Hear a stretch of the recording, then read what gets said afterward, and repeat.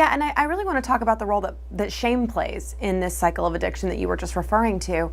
You're talking about the use of the substance, relieving a bad feeling, and then the substance wearing off, creating now a stronger bad feeling, which then causes the person to reach for the substance again because they've got this deep-held belief that the substance is the only thing that's going to relieve that feeling.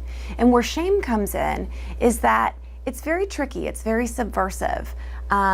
It looks like it just might work as far as a mechanism for change.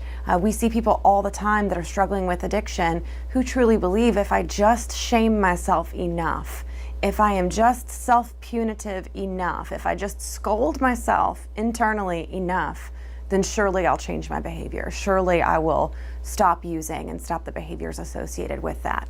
The problem with that, and why it actually makes things worse, is that the reason that they're using is to relieve the painful, hard, uncomfortable feelings.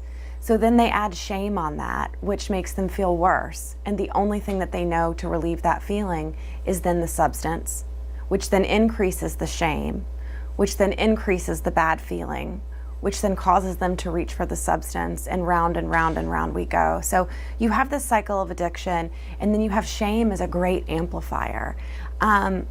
And I've heard it said that a person who's in addiction needs shame like someone dying of thirst needs salt water. And I really love that way of putting it, because it seems like it just might work, you know? Salt water is close enough to what a person dying of thirst really needs that it seems like it just might work. You know, it's water.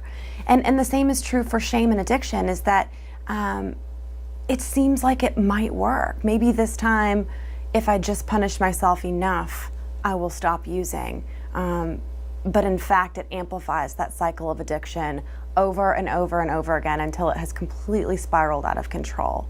And meanwhile, we still have not addressed the soil. We still have not addressed the roots. We still have not gone anywhere deeper than the behavior itself. And the problem is still there. So that's a great point, Kat. Yeah, I love the saltwater analogy. It's really good.